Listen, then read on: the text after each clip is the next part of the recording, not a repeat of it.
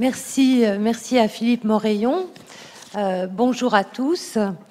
Et avant les présentations de thèse, pour introduire le thème de cette demi-journée, qui est Biosphère, la société globale en mouvement, nous avons le plaisir d'accueillir Madame Nathalie Chèvre.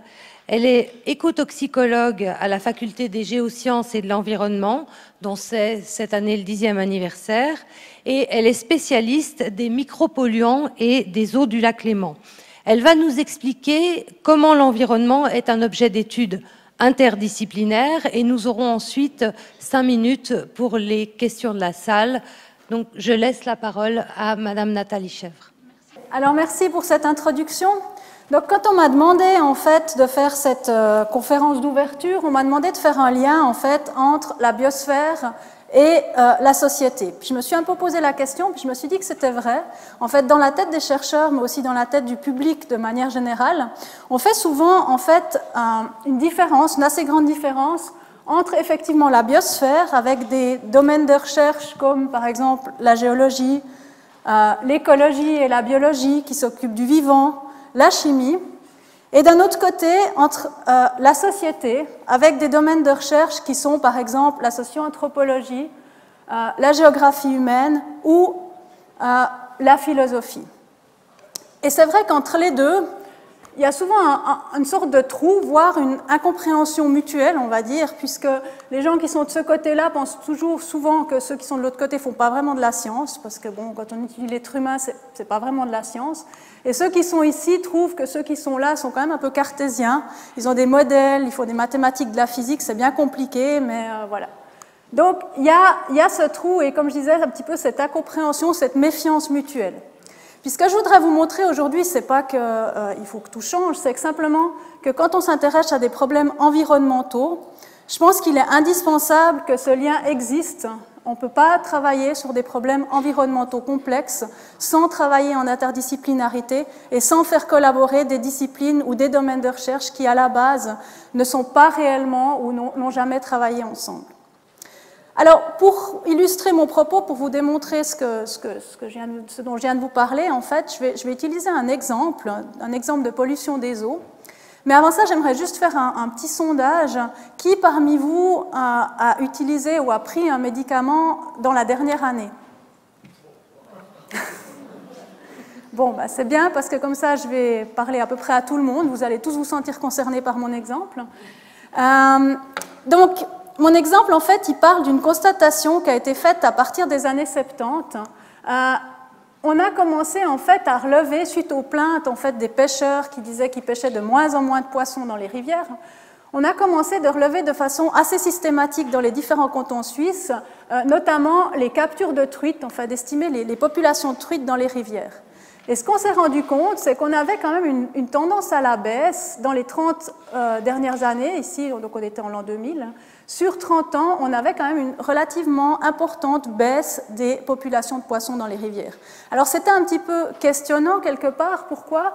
Parce qu'on a mis en place dans les années 70 jusqu'aux années 80 des stations d'épuration. On a amélioré très fortement la qualité de l'eau. Pour ceux qui sont un petit peu plus âgés, vous vous souvenez certainement dans les années 70 d'avoir vu peut-être de la mousse sur les rivières ou des rivières qui sentaient les égouts. Ben, ça s'est relativement bien amélioré à partir des années 70, mais on avait quand même cette baisse des populations de poissons. Alors, cette remarque, elle a permis la mise en place d'un projet de recherche interdisciplinaire qui s'appelle le projet Fishnets, dont je vais vous relater les principaux résultats durant ces 20 minutes. Alors maintenant, si on cartographie ces diminutions, on a ici les rivières suisses où on a observé une diminution en 30 ans d'à peu près 30% des effectifs de population. Donc on voit déjà toutes les rivières en rouge, ça représente un peu les rivières qu'on trouve sur le plateau suisse. On en a effectivement beaucoup moins du côté des Alpes et aussi beaucoup moins dans le Jura. Alors premier arrêt sur image, pour arriver à cette carte, qu'est-ce qu'il a fallu? Il a fallu des biologistes qui sont allés dans les rivières relever les populations de poissons, mais il a fallu aussi des sociologues. Pourquoi? Parce qu'il y a eu beaucoup d'enquêtes au niveau des pêcheurs. Alors, si on revient à ma dichotomie que je présentais tout à l'heure, vous allez me dire, oui, mais bon, allez interroger les pêcheurs, ils ne se souviennent pas bien, c'était toujours mieux avant, etc. En attendant, les biologistes, ils vont faire des captures de truites, ils vont prendre peut-être 10-20 poissons une fois dans l'année, puis à partir de là, ils vont évaluer les effectifs de poissons. Donc en termes d'incertitude, je ne suis pas vraiment sûre que ce soit mieux que de discuter avec les pêcheurs. Mais donc en fait, ce que je voulais vous montrer surtout, c'est que déjà là, on a en fait besoin de ces deux côtés, on va dire, des domaines de recherche. Et puis bien sûr les SIG pour l'aspect cartographie. Alors, à la suite de cette constatation, on a mis un certain nombre d'hypothèses qui pouvaient expliquer la diminution des poissons. Et l'une des hypothèses, c'était que les substances chimiques qu'on trouve dans les eaux, et notamment les médicaments, jouaient un rôle dans la diminution de poissons. Alors, pourquoi les médicaments et pourquoi on les retrouve dans les eaux?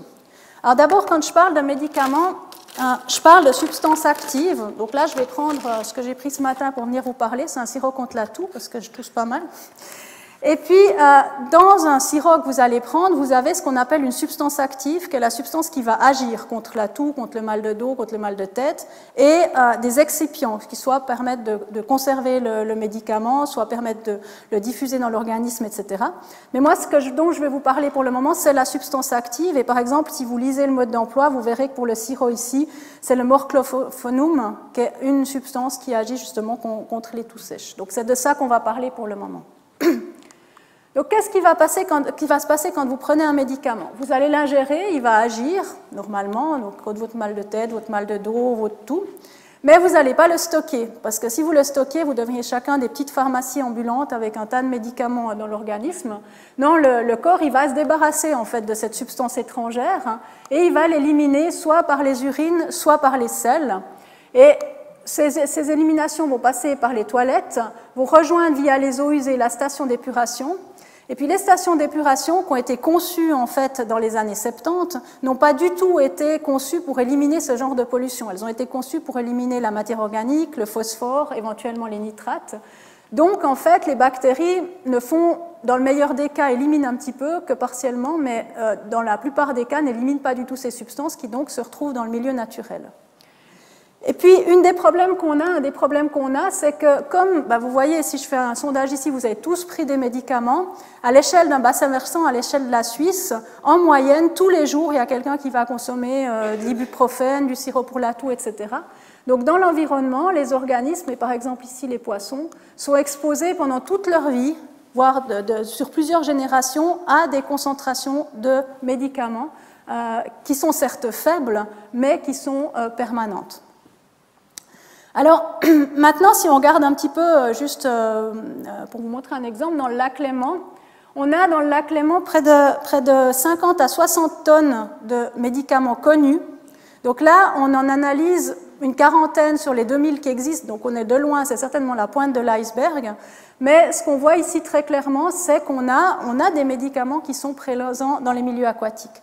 On voit par exemple ici cette grande barre bleue, c'est la metformine. C'est un médicament qui est pris comme antidiabétique pour les diabètes de type 2 et donc qui est largement consommé. Diabète de type 2, c'est les diabètes liés à l'obésité, donc qui est beaucoup consommé, qui est beaucoup excrété par le corps humain et qui passe toutes les stations d'épuration. Et on voit qu'on en trouve presque 30 tonnes dans le Léman. Alors bien sûr, à l'échelle du Léman dilué, c'est très faible, mais ça reste quand même quelque chose d'assez important.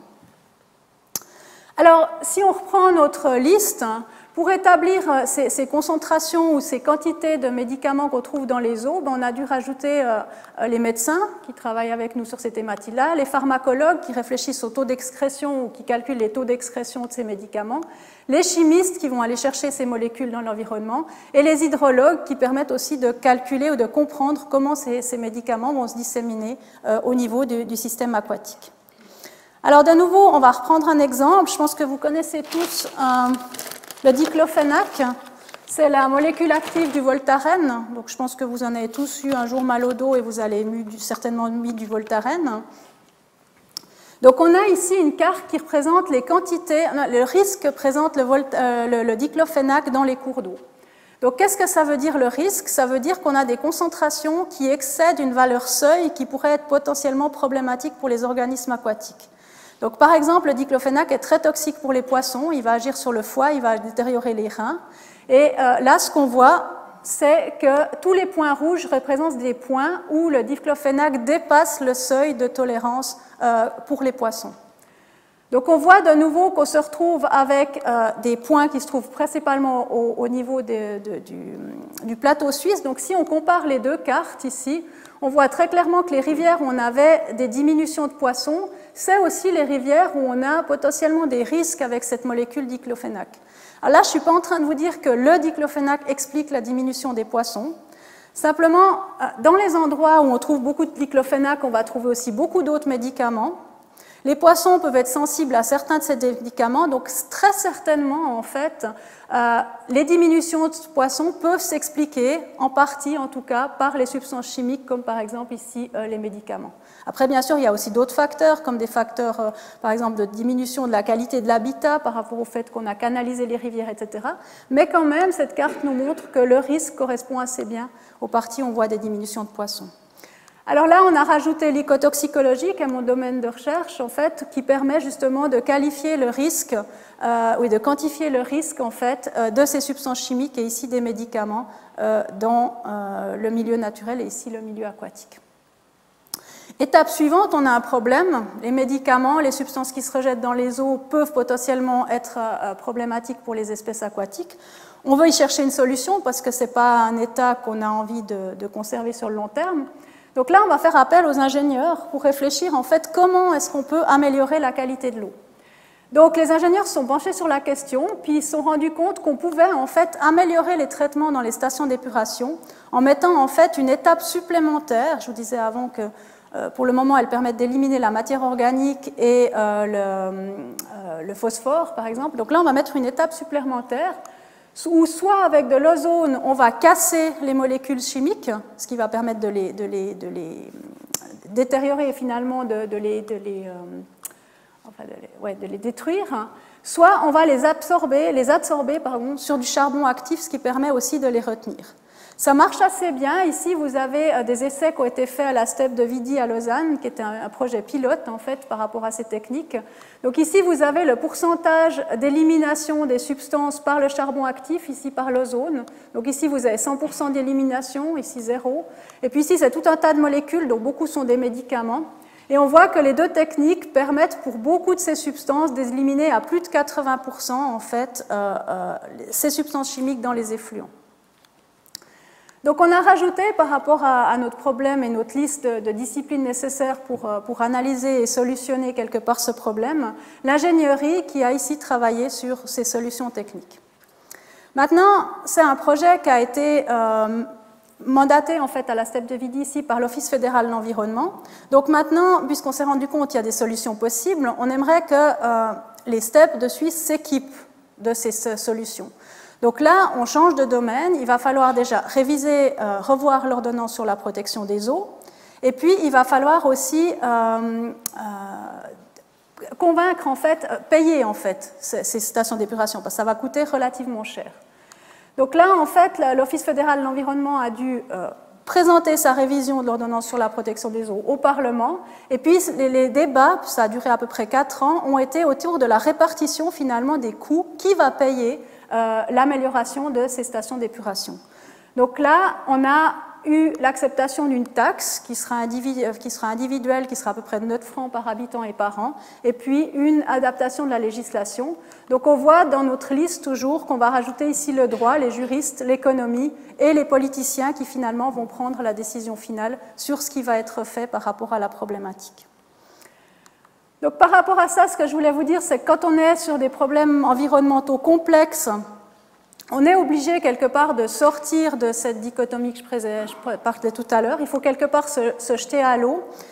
Mais ce n'est pas aussi trivial que de le dire. Et puis, je voulais juste, pour finir ma présentation, en fait, vous parler un petit peu des limites. Philippe Morillon a déjà parlé d'une d'entre elles. Des limites, en fait, à l'interdisciplinarité. Parce qu'on en parle beaucoup, mais finalement, on ne le fait pas tant que ça.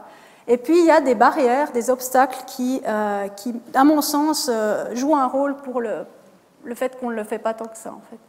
Donc, j'ai eu la chance, en fait, de coordonner un projet, justement, sur le lac Léman, qui s'appelait Léman 21, qui était un projet financé par le Fonds national suisse pour la recherche, dans lequel participaient 4 institutions, dont l'Uni de Lausanne. On avait une quinzaine de doctorants.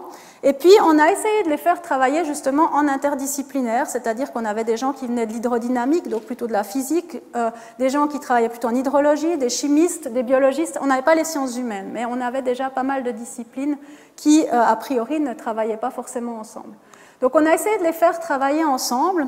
Ça a relativement bien marché, mais c'est vrai que ça m'a permis aussi d'identifier un petit peu justement ces obstacles. Qu'est-ce qui était difficile et pourquoi, en fait, cette interdisciplinarité était aussi difficile à mettre en place. Alors, une première chose, c'est effectivement ce qui était soulevé tout à l'heure, c'est qu'il faut développer un vocabulaire commun. Si je vous demande à chacun d'entre vous maintenant, puisque je parle d'environnement depuis maintenant un quart d'heure, qu'est-ce que c'est pour vous l'environnement ? Vous allez chacun avoir une réponse différente. Et puis, si vous en discutez avec votre collègue, ce sera encore autre chose. Donc, il va falloir se mettre autour d'une table au début, et ça prend beaucoup de temps, pour discuter, en fait, pour identifier les termes clés, et surtout discuter, en fait, de conception commune du vocabulaire qu'on va utiliser. Et ça, c'est vrai que c'est souvent sous-estimé, mais quand on veut faire un projet interdisciplinaire, ça vaut la peine de passer ce temps au départ pour essayer de développer ce vocabulaire commun.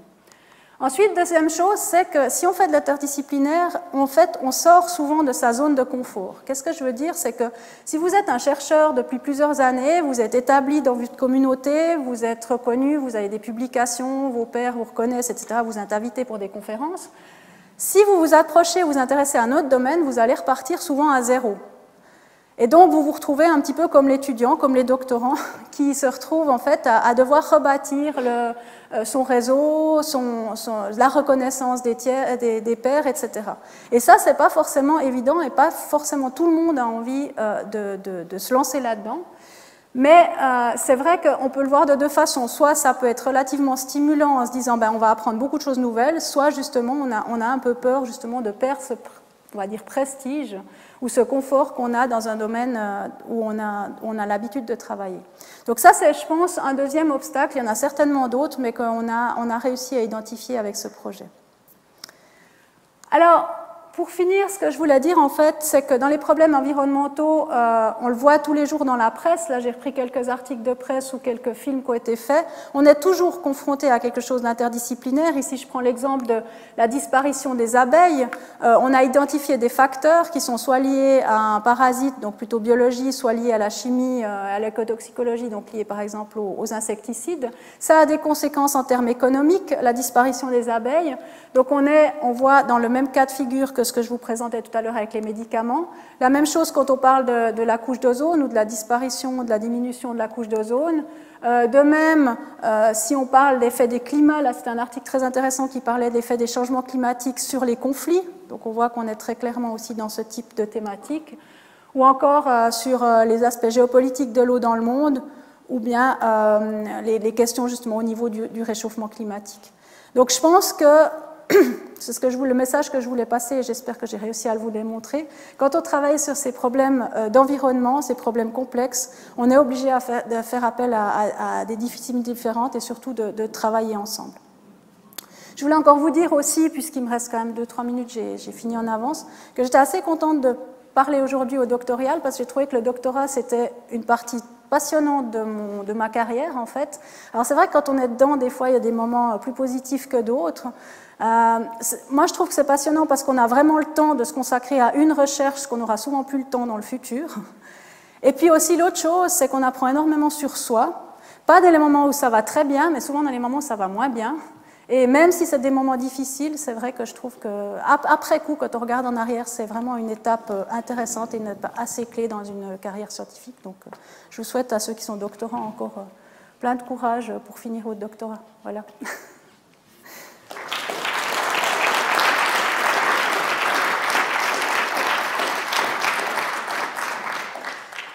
Alors, merci Nathalie Chèvre. Nous avons 5 minutes pour les questions de la salle. Un micro va passer pour les questions, donc n'hésitez pas à lever le bras.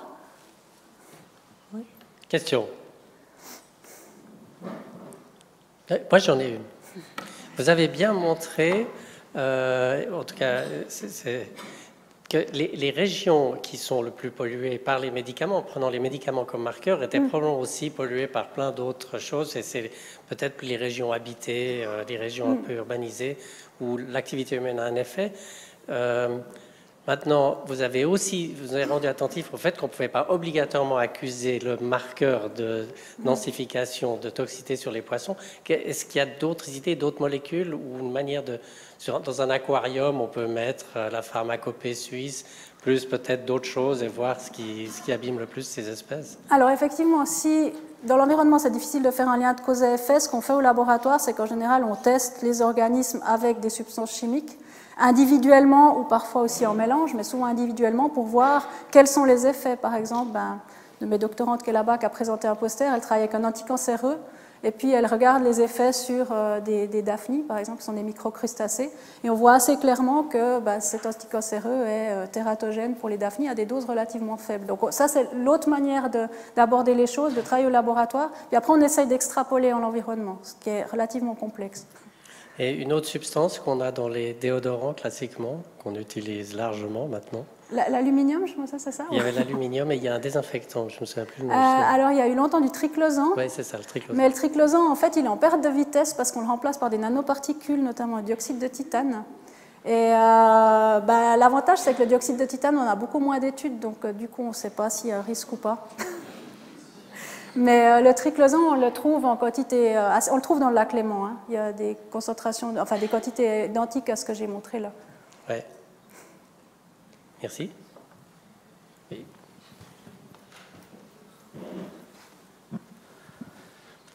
Merci. Je me demandais par rapport à, est-ce qu'on a déjà regardé au niveau de l'évaporation, aussi le mythe du cours d'eau de montagne qui serait bien, les eaux qui s'évaporent de ces lacs, est-ce que ça pourrait contenir des médicaments où tout va être sédimenté et se déposer? Donc est-ce que la pluie est aussi médicamentisée? Alors oui, à des doses très très faibles, parce que en fait ce qu'il faut savoir, c'est que depuis les années 2000, la chimie a fait énormément d'avancées et maintenant on est capable de détecter des concentrations très très faibles et on se rend compte qu'on trouve tout partout. Après, c'est vrai, il y a peu d'études sur les lacs de montagne, mais on montre très clairement que dans les lacs de montagne, on trouve des pesticides qui viennent justement souvent absorbés sur les poussières et puis précipités par la pluie. Alors, médicaments, je n'ai jamais vu d'études, mais très certainement aussi que des traces, on en trouve. Après, ça n'a rien à voir avec ce qu'on trouve dans le Léman en termes de quantité de concentration. Mais oui, effectivement, on en trouve partout. Alors, je pense que au niveau des questions, là, on a passé les 5 minutes. Donc, on va vous remercier vivement pour cette présentation, au moyen d'ailleurs d'une rose.